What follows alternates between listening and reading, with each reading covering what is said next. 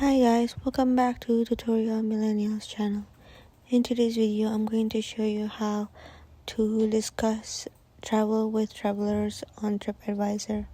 So first you go to forums, and then there you can search what you want to get guidance on, and then so for example London, and then now I can search so I can look for like frequently asked question or do's and don'ts or trip reports.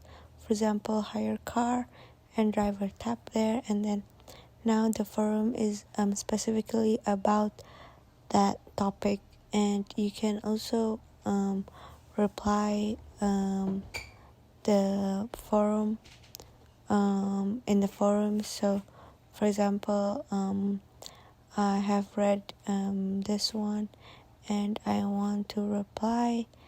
I can tap reply on the bottom there, and now I can write my message, and then so for example thank you, and then I can just tap on done and submit, and now you have to confirm your profile information, and then that's it.